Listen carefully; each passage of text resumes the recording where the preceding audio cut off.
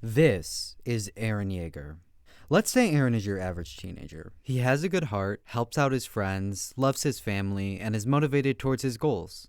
Now, let's also say Aaron can transform into a 50-foot tall titan. Is Aaron still human?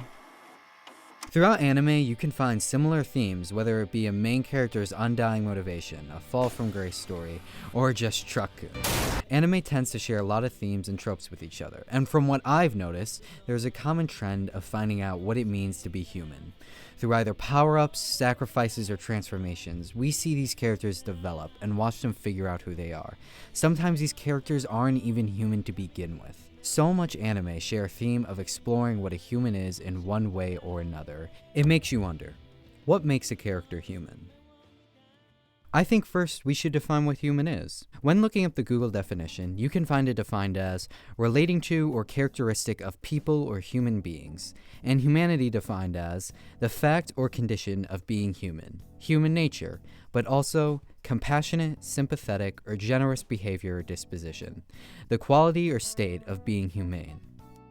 When describing what a human is, there is the physical and biological aspect of being human, but there is another aspect, and that's having humanity, which in the end is what makes us, us. Now that we know the distinction between having a human body and having humanity, I want to show you some of the best examples of non-human characters who are still human. ねえ、ヘレンこれ見てよ。壁の向こうには海があって。ああ。向こうにいる敵。全部殺せば。 As a heads up, I'll be talking about each of these shows, so there will be some spoilers. A good example of a character who technically isn't human, but still very much has their humanity, is Madoka from Puella Madoka Magica. And not even specifically Madoka, but most of the main cast. For those of you who don't know what Madoka Magica is, it revolves around a group of normal girls who decided to make a contract with what you could say is Satan's cat, Kyubey. Through this contract, the girls gain what's called a soul gem, which allows them to transform into powerful magical girls to fight the main evil, witches. But TyTy, you might ask, what does this have to do with humanity? Well, because the show is dark, and it goes into a lot of themes and topics I would not have expected to find in a magical girl show. Just like one moment in particular that changes everything. In episode 6, you got MC Madoka trying to prevent her friend Sayaka from transforming into a magical girl by tossing away her soul gem, which I have to say is definitely not good for the environment. Afterwards, Sayaka gets rightfully angry, but just moments later, she dies. Soul gems aren't just what the magical girls use to transform, but literally hold the soul inside it. So when the gem gets a certain distance from the user, the connection becomes lost. These magical girls' bodies are just now empty vessels for their soul gems, and once they figure this out, they each had their own existential crises, as well as I did from thinking about it.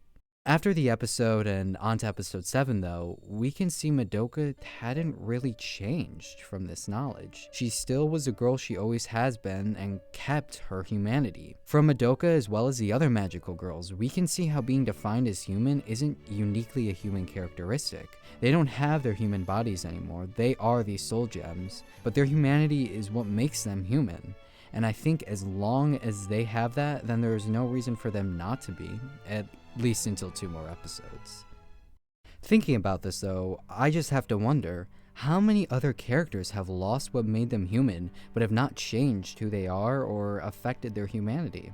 Alphonse Elric from Full Metal Alchemist, for example. Born a human, then because of the transmutation accident, had his human soul sealed into a suit of armor throughout most of the series. But by the end of the show, he gains his body back. So what does that make him throughout the show? He no longer has his human body, but does that mean he's no longer human? You can't forget his human soul was sealed in a suit of armor. Nothing about who Alphonse is as a person or his humanity has changed, besides his body. I would still consider Alphonse to be someone who is still human at this point in his life, because he not only retains who he is, as well as his humanity, but it is also important that he hasn't forsaken his humanity. I think you could easily apply this to other characters in a similar position. Denji from Chainsaw Man, Yuji from Jujutsu Kaisen, and Eren from Attack on Titan are all characters who have human bodies but can transform into their respective forms, which changes their physiology, but nothing about their humanity, because they are still the same person, with the same motivations, desires, and codes. There's already an anime that goes in depth into these concepts of what makes someone a human, and I think executes it really well. Parasite. An anime where tiny little aliens invaded Earth overnight and snuck into people's heads through their ears or nose to eat their brains and take over their bodies. In the show, the main character, Shinichi, gets his hand accidentally taken over and is now living with his alien hand named Migi.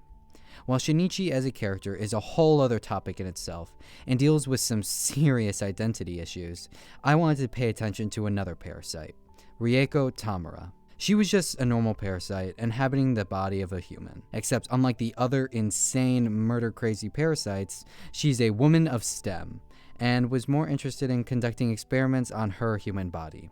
In doing so, she conceived a human child, and as the parasite only normally inhabits the head of the person and no other part, which means her child is entirely human, Rieko took care for them, and over time did start to develop feelings of maternity and empathy for her child. Eventually, Rieko concluded that parasites and humans are really the same, and that she's also now living as a human. While at first these characters may not have been human, they came to grasp humanity and embraced it, and came to even consider themselves human.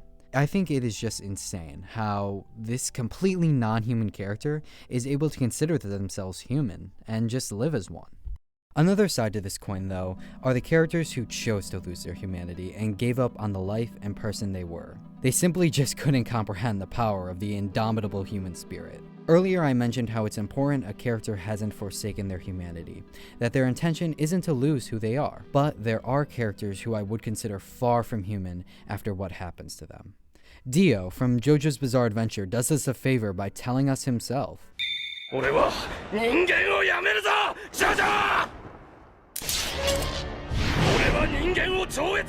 while Dio did not have much care for humanity to begin with, after he changes into a vampire, it really just cements the fact that he's in no way human anymore. Griffith from Berserk follows this trend as well. He forsakes his humanity during the eclipse, and with his birth as Femto, a new god of the God Hand. Similar to Dio, I would say Griffith was also missing a part of his humanity before becoming Femto, in the way he viewed the world as well as his companions.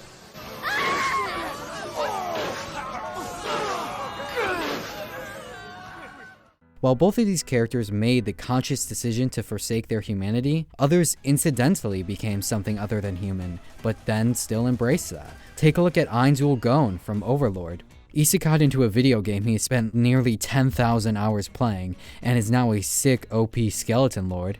In the beginning, he still felt himself and no different from who he was, but by season 3, he comes to accept who he is, and that he isn't who he was before he transported into the game. Him no longer being human has caused his humanity to fade, and while he may not be as bad as other characters, he definitely got the world record speedrun for destroying a kingdom, which does say a lot.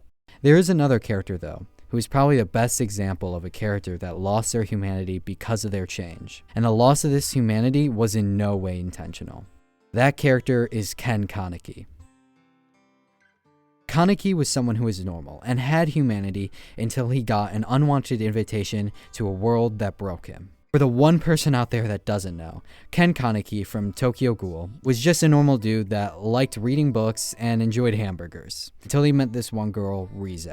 To him, she was perfect. She loved to read, had a beautiful smile, was smart, mature, and a ghoul who wanted to eat his guts. Oh yeah, there are things called ghouls in this world. They're basically cooler vampires who can only eat humans. Well, Rize ended up wanting to eat Kaneki so much that it basically came full circle, and instead she decided to go inside of him this time, making Kaneki a half ghoul, half human hybrid. So, Kaneki gets introduced into the world of ghouls, and does not take it well.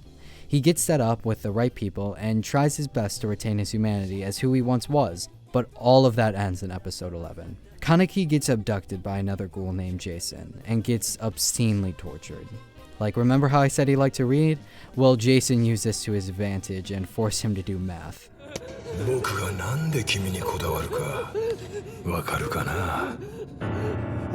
気づいているかどうか知らないが、君のその回復力は異常なんだよ。可能の実験のおかげさ。あの医者はリゼでグールを作ってる。赤眼。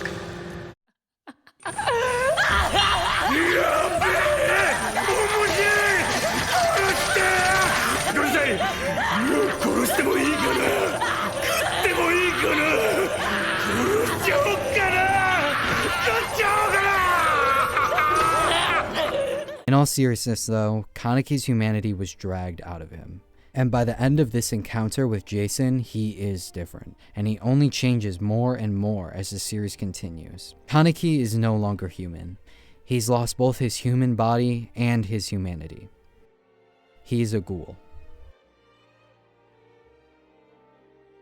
Making a character feel human in terms of writing is important and lets us as viewers know more about the character and who they are. But seeing a character retain their humanity through hardship or lose it all is just so interesting to me. Because just think how many people's entire personalities would change like that just because they gain superpowers. I mean, if Steve here got the same powers as Spider-Man, I do not think he would be able to keep up with the whole "with great powers comes great responsibilities" rule. There are also some unique characters that I want to mention, like Poon Poon from Goodnight Poon Poon. Throughout the series, we see him as this little bird, and as he grows, how he's viewed by us changes. But it makes me curious as to, does Poon Poon see himself like this too? And if so, does that mean he doesn't see himself as human? Maybe something less than human? Another character is Phosphophyllito from Land of the Lustrous. The show regularly explores what it means to be human and humanity. The main character, Phos, is a gem and a weak one at that, probably because she isn't on the grind. But she wants to help out her sisters and find out the truth about the world she lives in. And over time, she changes because of that and gives up on parts of herself to be better, which eventually, after putting herself together like a puzzle piece, she comes out to be human. Except now as a human, it feels as though she has no humanity, less than her companions who are just normal gems. What it means to be human, as well as understanding humanity, is a pretty deep topic, and I haven't even scratched the surface in discussing what it means to be human. There are so many other characters who go through these hardships and internally reflect on what it means to be human and their humanity. When you see the hardships these characters go through to hold on to their humanity, or the escalating fall of a character deeper and deeper into the abyss, you can see what makes these characters human.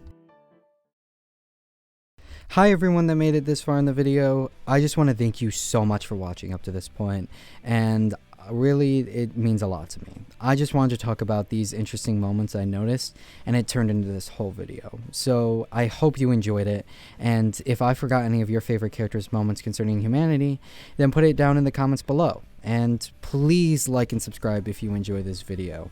As you can see, I don't have that many yet. Well, I hope you have a great rest of your day. Bye bye.